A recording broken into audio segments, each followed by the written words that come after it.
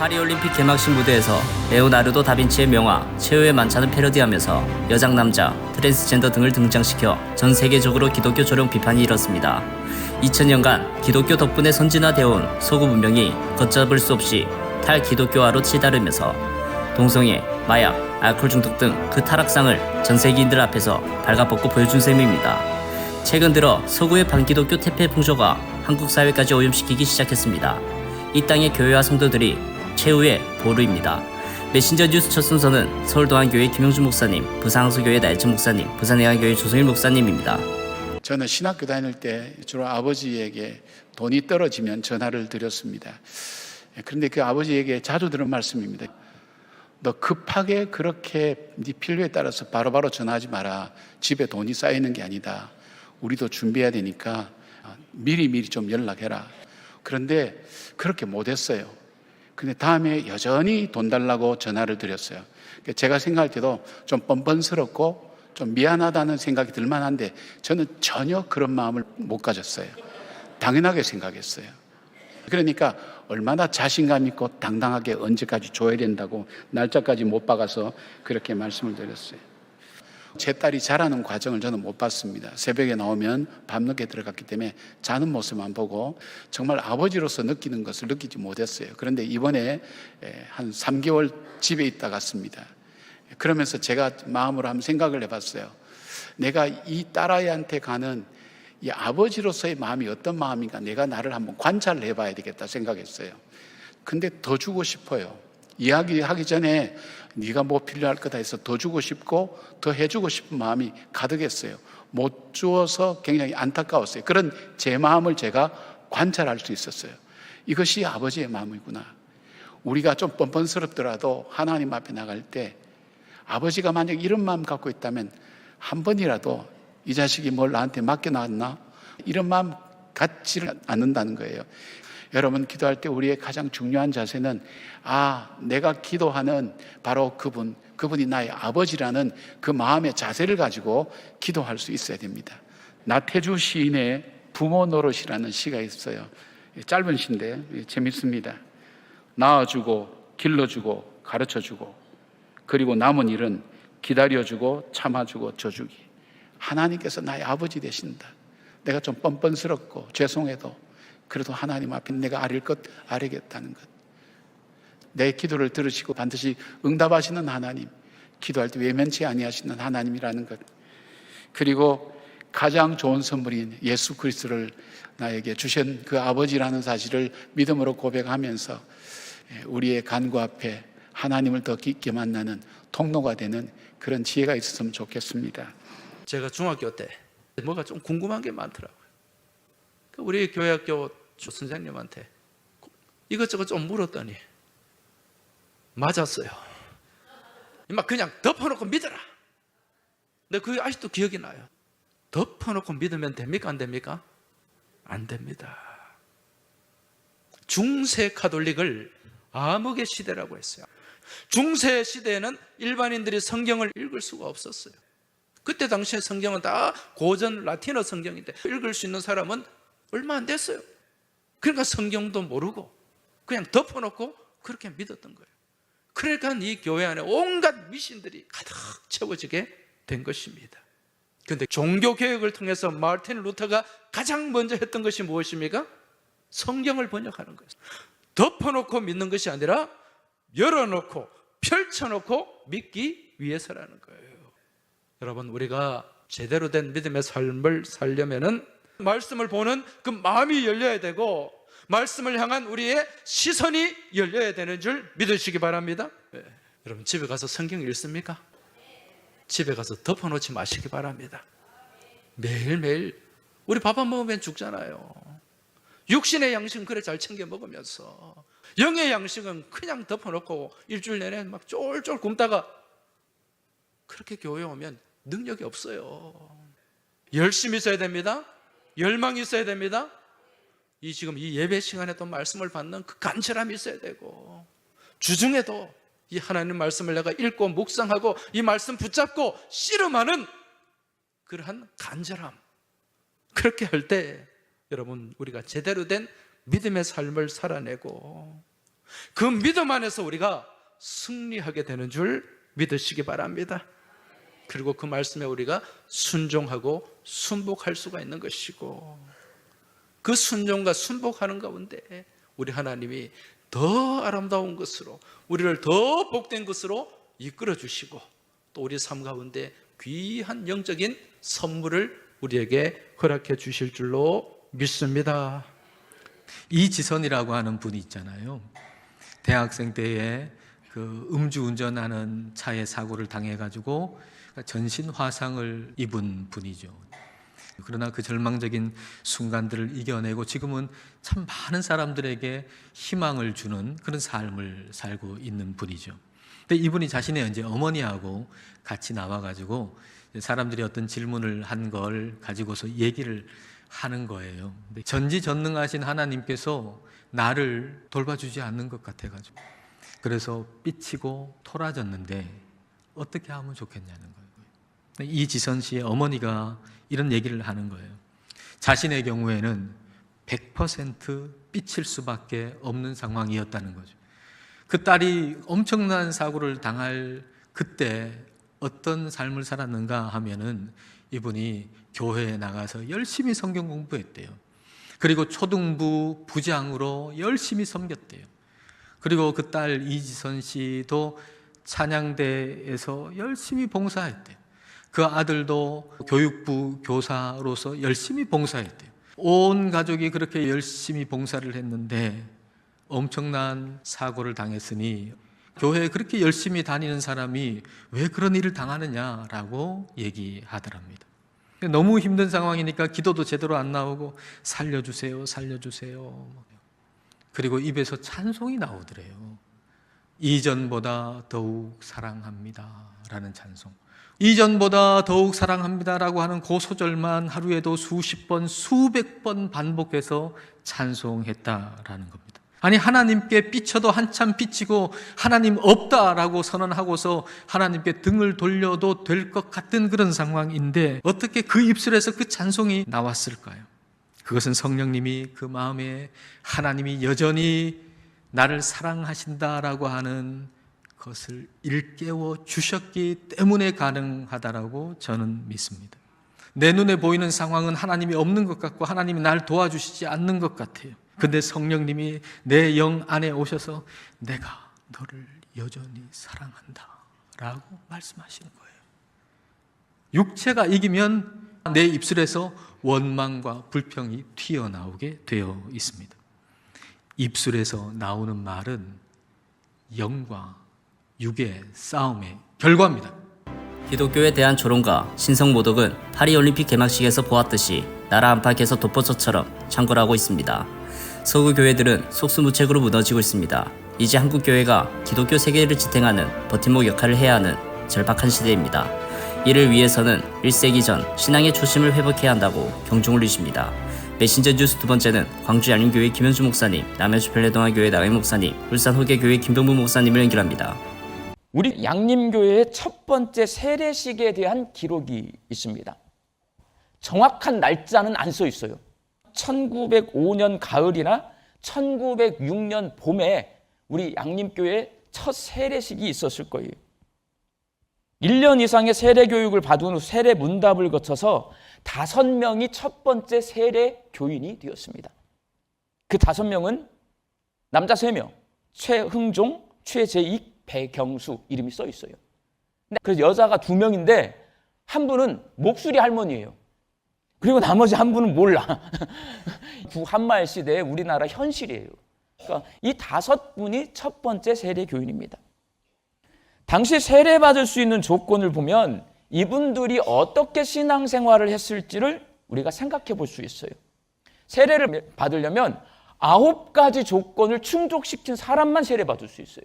1번, 진정한 회심을 경험하고 내가 정말 우리 주님을 만나서 내 인생을 새롭게 옛사람 못 받고 새 사람으로 변화되는 그런 회심 경험이 있어야 돼요. 2번째는 공예배와 집회에 빠짐없이 참석하고 주일 예배뿐만 아니라 새벽 기도회, 수요일, 금요일 다 참석해야 했어요.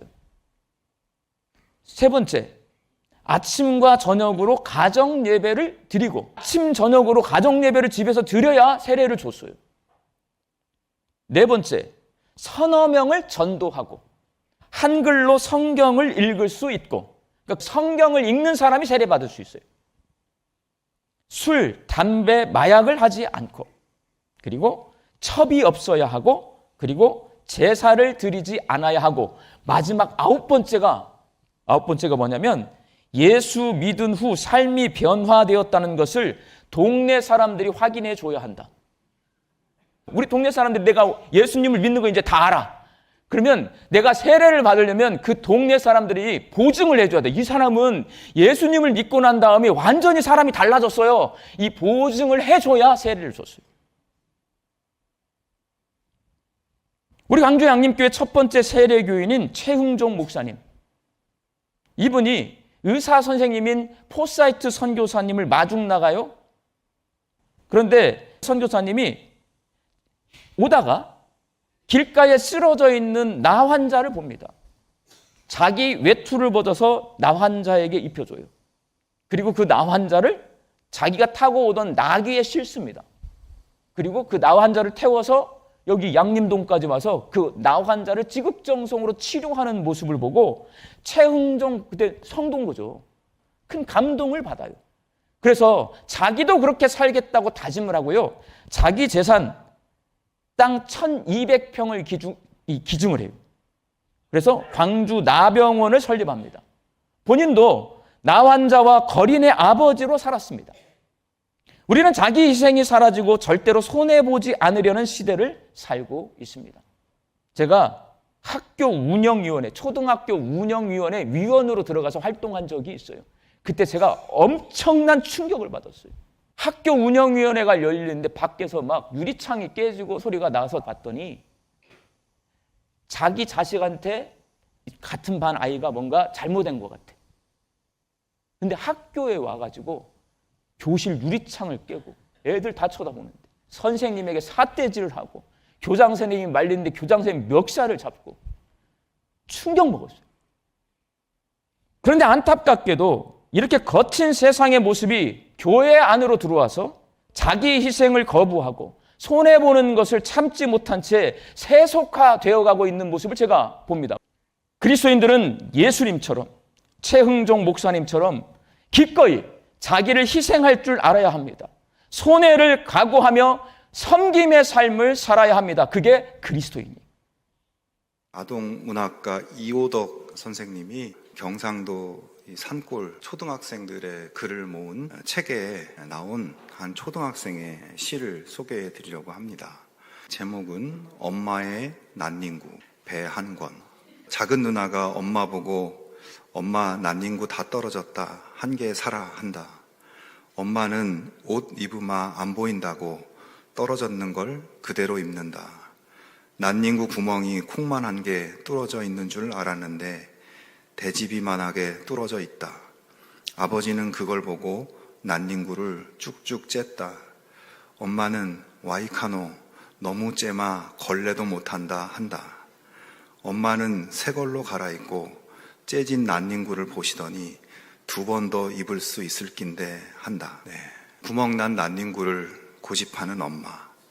엄마의 다 떨어진 난닝구를 보면서 마음이 좋지 않은 누나와 또 이 배한권 이 친구, 또 아내가 절대로 이 구멍난 난닝구를 버리지 않을 것을 아는 남편이 그것을 또 버리는 그 모습, 그걸 보면서 그래도 2번 더 입을 수 있을 건데 하면서 아쉬워하는 엄마.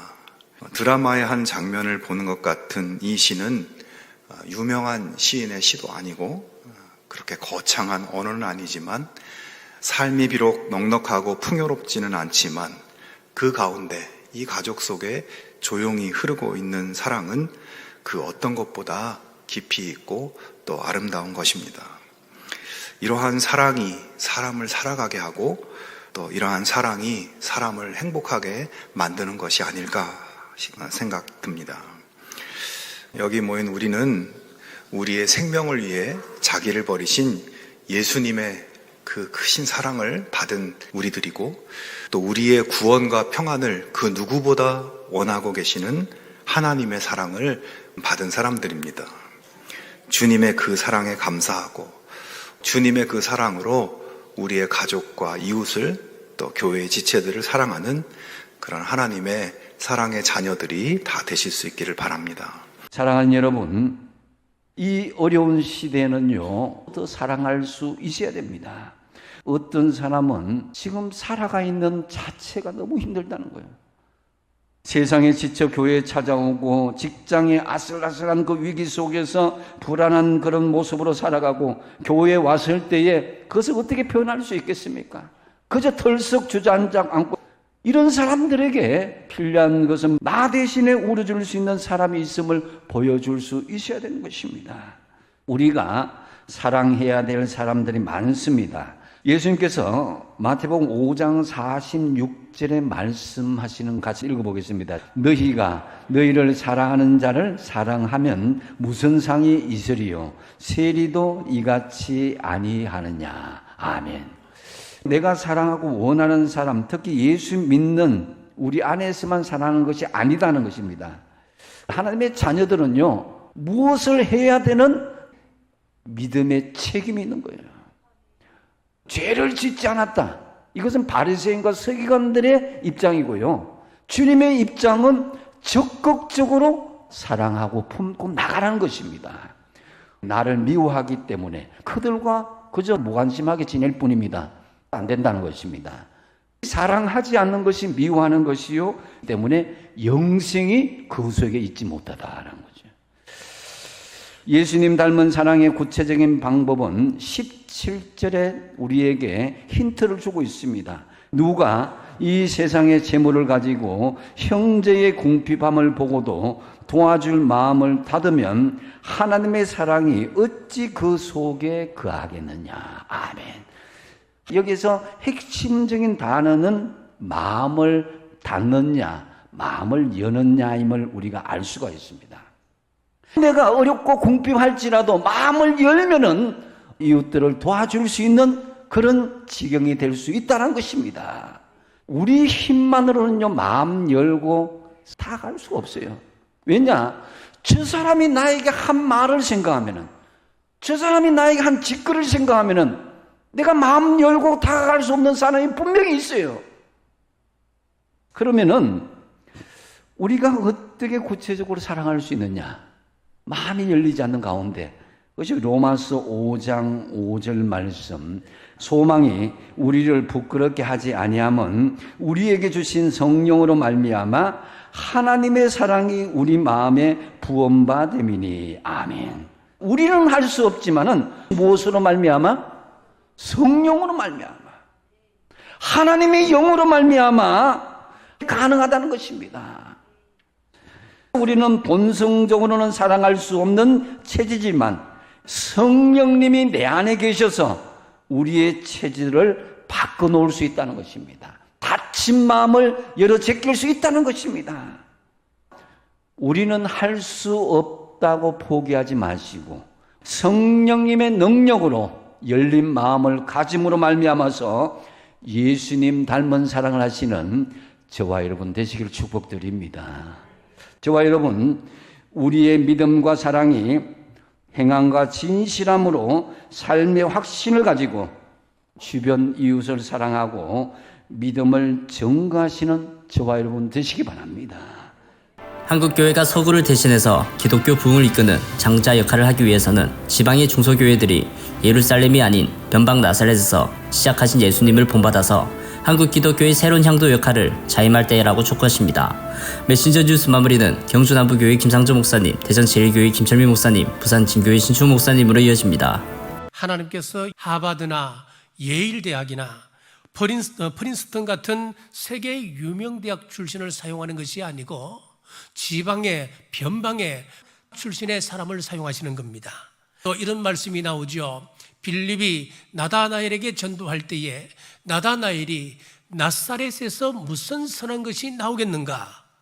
그렇게 이야기하지요. 그러나 하나님께서 지방의 조그마한 개척교회 목회자들을 쓰시는 것입니다. 특정 학교, 특정 지역 사람들이 카르텔을 형성하는 것은 예나 지금이나 똑같습니다. 지방대학을 나온 주제에 감히, 그러나 나사렛 출신을 쓰시는 하나님이십니다. 로마서 8장 29절에서 30절입니다. 하나님이 미리 아신 자들을 또한 그 아들의 형상을 본받게 하기 위하여 미리 정하셨으니 이는 그로 많은 형제 중에서 맏아들이 되게 하려 하심이니라. 또 미리 정하신 그들을 또한 부르시고 부르신 그들을 또한 의롭다 하시고 의롭다 하신 그들을 또한 영원롭게 하셨느니라. 그렇습니다. 우리 하나님께서 저와 여러분을 예정하셨습니다. 뿌리라고 하는 소설을 썼던 알렉스 헤일리, 그의 사무실에는 다음과 같은 그림이 걸려 있었다고 합니다. 보여주시죠. 자, 담장 위에 거북이가 올라가 있습니다. 자기 스스로 저기에 올라갈 수 있는 존재입니까? 누군가가 올려놓았습니다. 누가 이야기했습니다. 어떻게 이렇게 사무실에 걸어놓습니까? 라고 헤일리에게 물었을 때 헤일리가 이렇게 대답했답니다. 저 높은 담장 위에 올라가 있는 거북이는 바로 납니다. 내 힘으로는 불가능하지만 하나님께서 나를 저 높은 곳에 올려주셨습니다. 나는 그 은혜를 잊지 않기 위하여 저 그림을 바라보며 내 마음을 다스립니다. 그렇게 이야기했답니다. 우리도 그렇습니다. 여러분들이 하시는 말들을 한번 분석해 보십시오. 독창적으로 내가 만들어낸 사상을 이야기하는 것 같지만은 그렇지 않습니다. 요즘 우리나라가 정정으로 어수선한데 내가 보수든 내가 진보든 내 말을 잘 분석해 보십시오. 보수 쪽의 성장이면 보수 계열의 신문을 읽든지 그쪽 계열의 유튜브를 늘 찾아봅니다. 그리고 그것이 나에게 사상화되어서 내가 그 말을 하고 있는 거예요. 진보도 마찬가지입니다. 진보 계열의 사설을 읽고 그 사람이 진보의 이야기를 하는 거예요. 그러니까 독창적인 것은 없다고 말이에요. 예레미야는 사람의 사상을 받아서 그것을 전한 것이 아니었습니다. 그는 하나님의 말씀, 하나님의 생각을 받아서 그대로 전달했었습니다. 사랑하는 여러분, 여러분의 입술에 가득 찬 것이 무엇입니까? 모이면은 신문 가지고 이야기하고 사회 이야기를 가지고 서로 대언하고 나누는 것이 아니라 하나님의 말씀을 많이 읽으셔서 그 말씀이 여러분의 가슴이 가득 차서 우리가 이야기할 때는 우리 입술에 하나님의 진리로 가득하여 주님의 말씀을 대변하는 여러분 되시기를 주님의 이름으로 축복합니다. 비행기를 타면 이제 목적지에 가까이 오면 어떻게 하죠? 어느 지점부터 서서히 하강하기 시작하죠. 드디어 목적지에 도착했다 그러면 어떻게 되죠? 제로 고도가 되는 거죠. 근데 여러분, 인생도 그렇죠. 인생도 상승 고도, 상승하면서 자랄 때가 있어요. 그렇죠? 그리고 어느 순간 절정을 찍을 때가 있어요. 그러나 어느 순간 목적지에 다다르면 하강에 진입해야 되는 거예요. 마이너스를 경험해야 되는 거예요. 네. 마이너스가 만약 되지 않으면 어떻게 되죠? 비행사고가 나는 거죠. 나는 여기까지 올라온 게 어떻게 왔는데 내가 이 10,000m 고도를 계속 유지해야 되겠다. 밑에 목적지는 바로 아래인데 고집할 수는 없죠. 오늘 우리가 지금 직면하고 있는 게 이런 거예요. 우리 인생은 날마다 최상의 고도를 경험하는 것은 아니에요.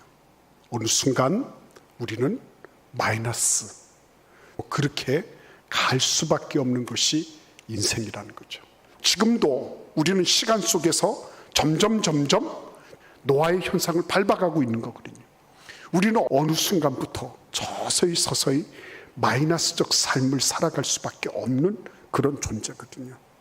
근데 그걸 잊어버리게 만드는 거죠. 잊어버리게. 마치 영원히 사는 것처럼 착각하게 만드는 거죠. 그래서 왜 우리가 용서하지 못하고 우리가 왜 사랑으로 모든 것을 용납하지 못할까? 나는 영원히 살 것 같은 거예요.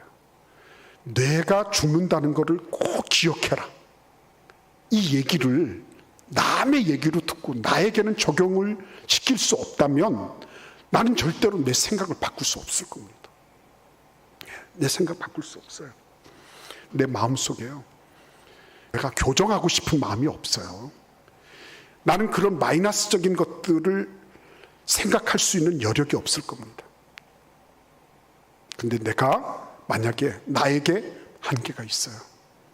내가 언제 어떻게 될지 몰라요. 그러면 빨리 그런 것들을 해결할 거예요. 그렇죠? 제가 제일 비상으로 여기는 전화가 하나 있습니다. 임종 예배 드려달라는 전화예요. 아무튼 최우선이에요. 가서 하나님 앞에 믿음과 확신을 말씀으로 전달해 드리고, 그리고 언제 하나님께서 부르시든지 천국임을 분명하게 선포하고, 그리고 오는 거죠. 여러분 한번 생각해 보십시오. 내가 하늘나라 갈 때 나에게 남을 것이 뭔가 한번 생각해 보십시오. 내가 뭘 남기겠나? 그 남은 것은 영원히 효력이 있을 것인가? 저도 이번에 이 말씀 묵상하면서요, 나는 그러면 뭐가 남을까? 내가 점점 건강도 체력도 다 마이너스가 되고 더 이상 기능을 할 수 없을 정도로 되어버렸을 때, 그때 나에게는 뭐가 남을 건가? 베드로전서 1장 24절에서 이렇게 말합니다. 그러므로 모든 육체는 풀과 같고 그 모든 영광은 풀의 꽃과 같으니 풀은 마르고 꽃은 떨어지되 오직 주의 말씀은 세세토록 있도다 하였으니 너에게 전한 복음이 곧 이 말씀이니라. 말씀으로 내가 살았습니다. 이 말씀으로 내가 우리 아이들을 양육했습니다. 이 말씀이 우리 가정을 살리고 내 모든 것들을 살렸습니다. 이렇게 말할 수 있는 한 말씀, 그렇죠? 여러분들이 기억하셔야 되는 거예요. 어떤 사람이 있었습니다. 이 사람은 자신의 그림자가 보기 흉하다고 생각을 해서 어떻게 하면 이 그림자를 떼어낼 수가 있을까라고 고민을 하며 살았다고 합니다. 어느 날 그 마을에 지혜롭기로 소문난 노인을 찾아가서 저는 제 그림자가 너무 마음에 들지 않습니다. 어떻게 하면 이 그림자를 떼어낼 수가 있을까요? 한번 힘껏 달려보게나 제 아무리 그림자라도 빨리 달리는 사람은 따라올 수가 없을 걸세. 다음 날 젊은이는 그 노인이 시킨 대로 하루 종일 힘껏 뛰었지만 그러나 그림자는 여전히 자신의 곁에 딱 달라붙어 있었습니다. 실망한 젊은이는 노인을 찾아가서 묻습니다. 어떻게 된 일일까요? 하루 종일 힘껏 뛰었는데 그림자는 여전히 그대로입니다. 노인이 이 젊은이에게 말을 합니다. 아무리 싫고 못난 그림자라도 자네의 일부라네. 그것을 받아들이지 않고 떼내버리려고만 한다면 평생 행복할 수가 없을 걸세. 로마서 8장 28절에 보면 우리가 알거니와 하나님을 사랑하는 자 곧 그 뜻대로 부르심을 입은 자들에게는 모든 것이 합력하여 선을 이루느니라.